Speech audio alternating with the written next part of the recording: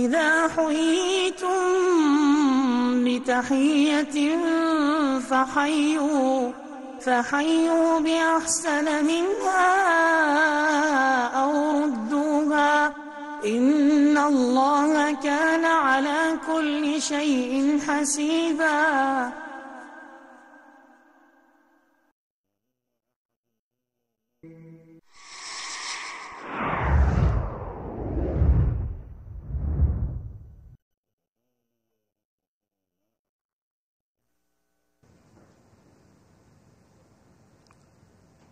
سلام الله عليكم ورحمته وبركاته. مع كتاب الله نعيش، وكما استمعنا إلى هذه الآية العظيمة: وإذا حييتم بتحية فحيوا بأحسن منها أو ردوها. قلت بالأمس إن هذا القرآن كما بين الله جل وعلا في سورة النحل: ونزلنا عليك الكتاب تبيانا لكل شيء وهدى ورحمة وبشرى للمسلمين. ما علاقة ما ذكرته بالأمس باليوم؟ هذا السلام، تحية وسلام. التحية قالوا هي الدعاء بطول الحياة، والسلام هو الأمان. يا أيها الذين آمنوا، نعم بين الله جل وعلا: ولا تقولوا لمن ألقى إليكم السلام لست مؤمنا. السلام عجيب. حديثنا اليوم عن السلام من خلال القرآن. والسلام هو اسم من أسماء الله جل وعلا، والأسماء أيها الإخوة بالذات بأسماء الله وصفات الله لها دلالاتها، اسم ومسمى. أسماء البشر قد لا ترتبط بالحقيقة. قد يسمى فلان باسم كريم، وقد يكون كريما وقد يكون بخيلا. قد يكون يسمى باسم فلان حليم، وقد يكون جهولا، تختلف. أما بالنسبة لله جل وعلا فهناك علاقة وثيقة بين الأسماء والمسميات، فالاسم هو المسمى كما بين العلماء رحمهم الله. وهذه مسألة مهمة، ونحن ندرس أسماء الله وصفات الله. من الأخطاء التي وقع فيها بعض المسلمين وبخاصة بعض المعلمين يدرسون الناس نوع من أنواع التوحيد، وهو أن نصف الله جل وعلا بما وصف به نفسه وبما وصف به رسوله، ونسميه بالأسماء الثابتة، ما نتعدى ذلك. لكن هل وقفنا نتأمل دلالات هذه الأسماء، دلالات هذه الصفات؟ فمن أسماء الله السلام كما في سورة الحشر. ما معنى السلام؟ ما هي آثار السلام؟ فمن فضل الله جل وعلا أن أكرمنا بهذا: تحيتهم يوم يلقونه سلام. السلام أمره عجيب. تأمل في نفسك، إذا جاء شخص وسلم عليك ثم رددت عليه، انظر كيف تشيع المحبة معه. بينما العكس، كيف؟ لو أنك سلمت على شخص ولم يرد عليك، انظر كيف يحدث في نفسك ضيق. لماذا لم يرد عليك؟ ولذلك جاءت هذه الآية: وإذا حييتم بتحية فحيوا بأحسن منها أو ردوها. إن لم تحيي بأحسن منها بأفضل منها، على الأقل أن تردها كما هي. يقول السلام عليكم تقول عليكم السلام. طيب ما هو أحسن منها؟ أحسن منها إذا قال السلام عليكم تقول وعليكم السلام ورحمة الله وبركاته، أي أن تزيد. السلام أيها الأخوة ابتداؤه سنة عظيمة، والرد واجب ولا يسقط إلا لعذر. لماذا؟ لأننا نلحظ كما قلت قبل قليل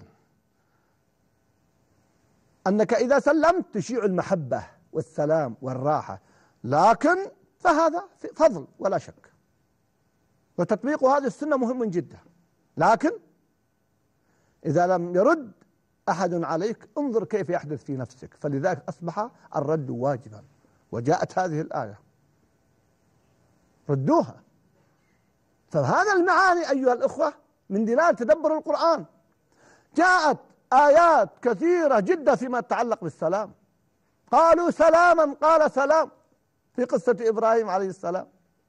انظروا غرباء لا يعرفهم إبراهيم، لم يعلم أنهم ملائكة، ولذلك قدم لهم الطعام كما تعلمون. لو كان يعلم أنهم ملائكة ما قدم لهم الطعام، فسلموا عليه فارتاح لهم ورد عليهم السلام وقدم لهم الطعام. ولكن لما لم يأكلوا هنا أحس في نفسه بشيء، قوم منكرون، هنا نكرهم وأوجس منهم خيفة. هذه معاني القرآن يبينها في علاقات الإنسانية. سبحان الله، بعض الناس تساهل في هذا الأمر. كان السلف إذا كانوا يمشون، إذا كان يمشي رجلان في طريق مع بعض ثم افترقا بسبب شجرة ثم التقيا سلم أحدهما على الآخر. لماذا؟ للأجر العظيم كما تعلمون في موضوع السلام، وللأثر العظيم في موضوع السلام.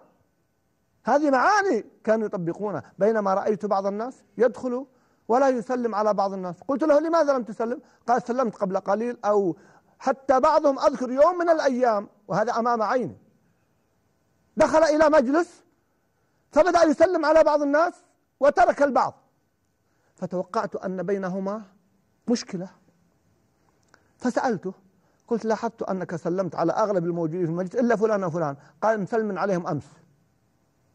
كيف؟ كم مسلم عليهم أمس؟ ما شاء الله، مسلم عليهم أمس أمام الناس تتعداهم، أقصد المصافحة طبعا. سبحان الله يا أخوان، يبخل بالسلام. هذه مع كل أسف أخلاق ليست أخلاق الأنبياء ولا أخلاق أتباع الأنبياء، بل الناس سيقولون أكيد ما كل الناس سيسألوا كما سألته، سيقول دخل ولم يسلم على فلان تجاوزه، وهذه تعتبر إهانة. إشاعة السلام تشيع المحبة.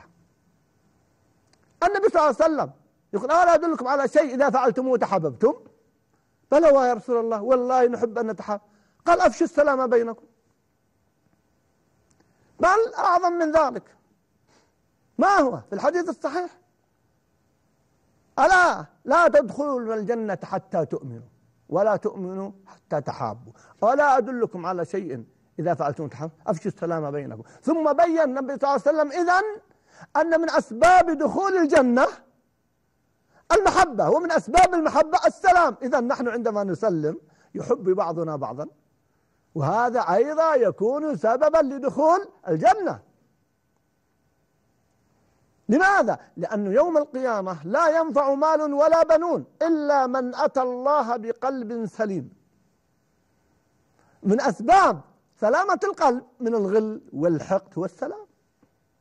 السلام شأنه عجيب، وهنا ألفت النظر إلى بعض الأمور التي وقفت متأملا لها. السلام،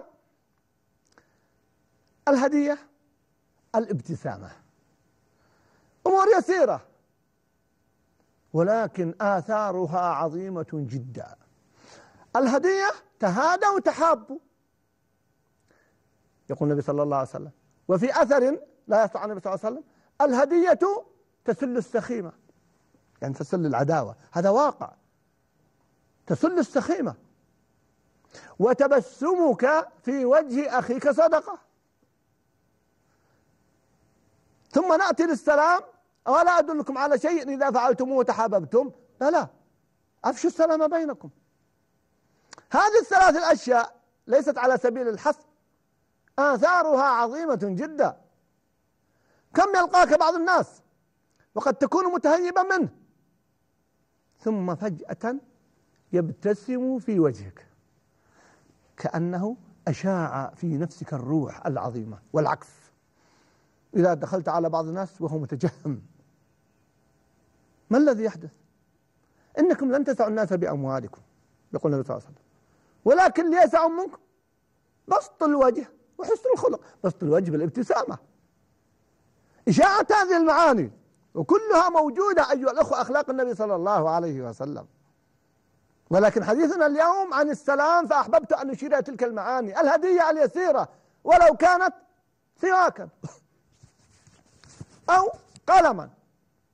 لو أهديت إلى إنسان أمام العالم قلم قد لا يساوي ريالا بسبب مناسبة من المناسبات فرح بذلك، بينما لو ربما وجدت إنسانا في مكان وتعرف أنه محتاج ودعوته وقلت تفضل عرفت أنك محتاج هذه 10,000 ريال، لا اعتبر هذه إهانة، تعطيني أمام الناس. انظر الفرق بين الهدية وبين الإعانة والمساعدة. فلنشع هذه المعاني بيننا. أيها الزوج كم ابتسمت أمام زوجتك؟ أيها الزوجة كم ابتسمت أمام زوجك؟ هل إذا دخل زوجك البيت تبتسمين في وجهه؟ هل تشعين الحياة في داخل البيت في الابتسامة؟ هل الواحد منا أمام أولاده والأولاد أمام أبيهم في الابتسامة؟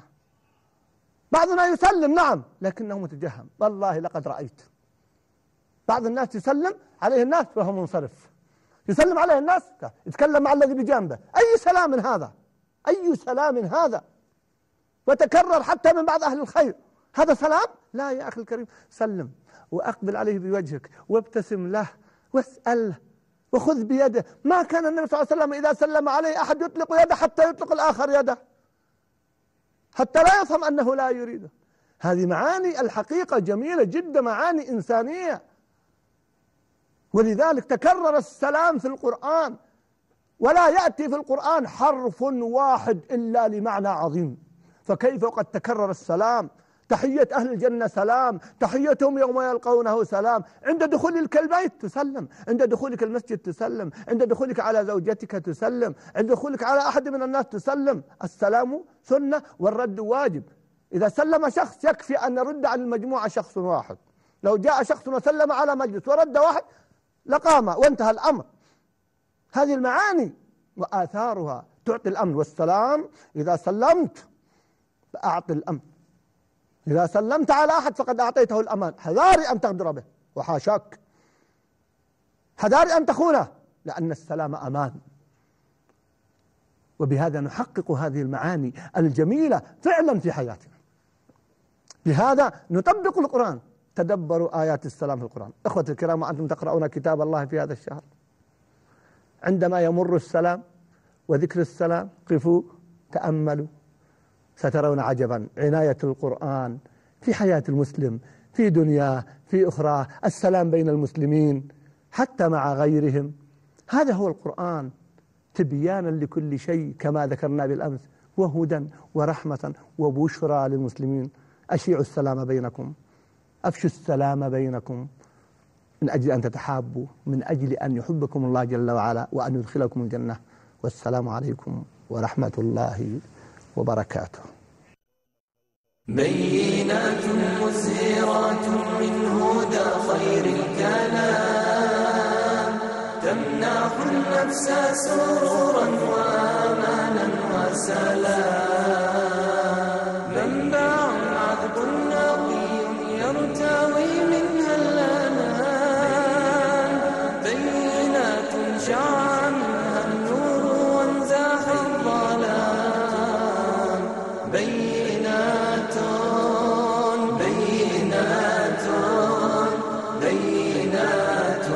من هدى خير الكلام.